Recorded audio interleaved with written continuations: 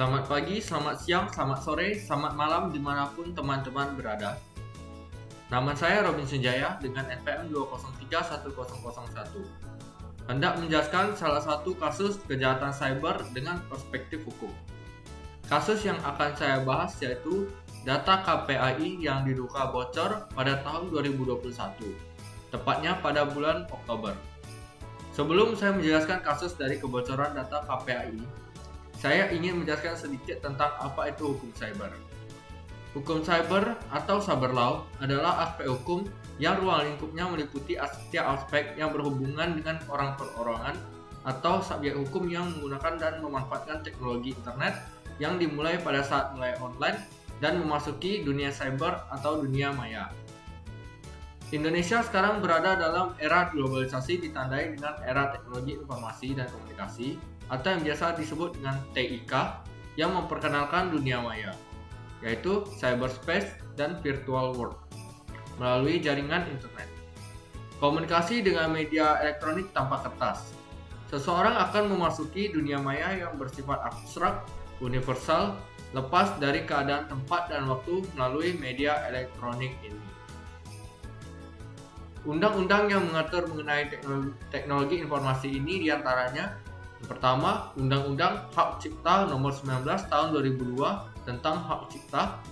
Yang kedua, Undang-Undang Informasi dan Transaksi Elektronik Nomor 11 Tahun 2008 tentang pornografi di internet, transaksi di internet, dan etika penggunaan internet. Cyber Law atau UU Informasi dan Transaksi Elektronik UU ITE disahkan oleh DPR pada tanggal 25 Maret 2008 dan UU ITE ini terdiri dari 13 bab dan 54 pasal yang mengupas secara jelas aturan bermain di dunia maya dan transaksi yang terjadi di dalamnya.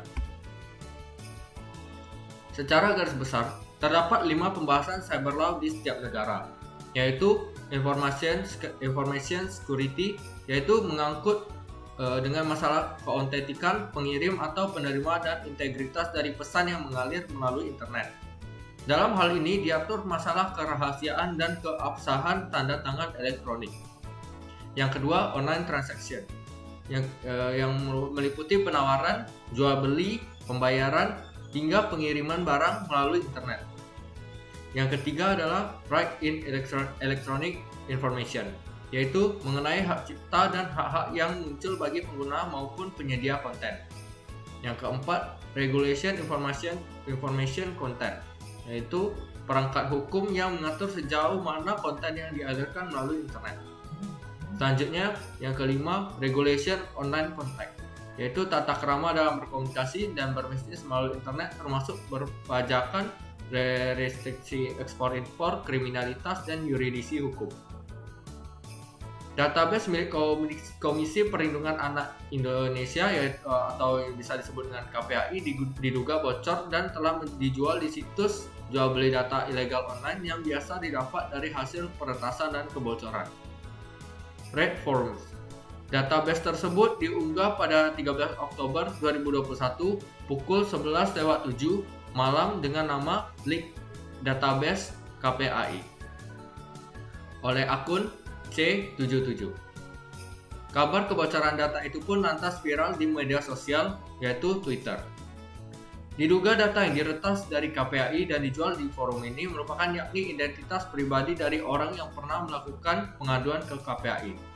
Akun C77 ini yang membocorkan data KPAI ini menyebutkan selain data KPAI ternyata masih banyak data-data yang bocor dari sejumlah situs pemerintah.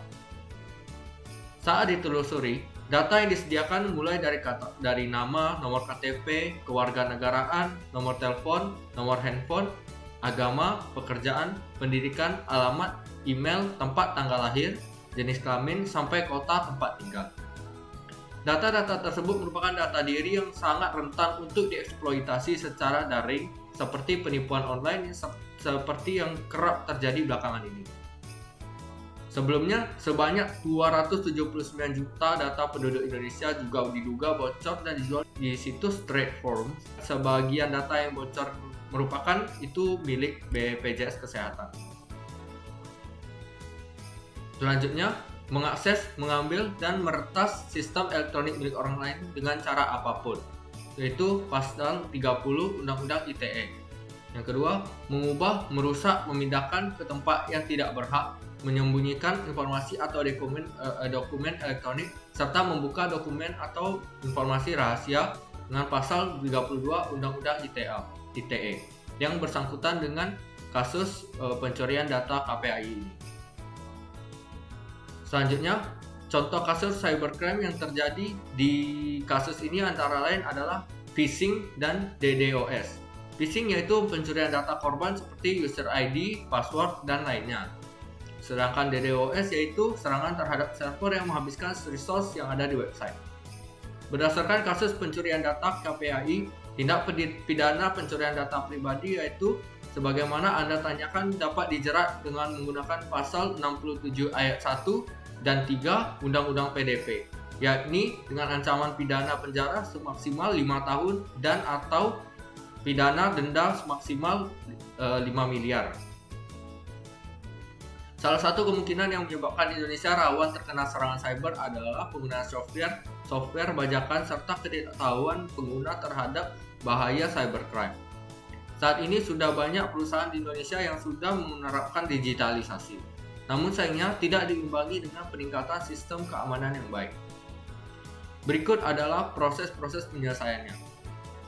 Setelah alat-alat dan bukti-bukti yang diperlukan dirasa cukup, maka selanjutnya berkas dan bukti tersebut diteruskan kepada kejaksaan dan akan ditindaklanjuti oleh jaksa penuntut umum. Daripada itu, kejaksaan selanjutnya akan menyerahkan pengadilan untuk disidangkan. Berikut menerbitkan surat dakwaan kepada terdakwa dalam kasus tersebut. Namun demikian, kepolisian sebelumnya menyerahkan ke kejaksaan terlebih dahulu melakukan mediasi kepada kedua belah pihak, baik korban maupun pelaku.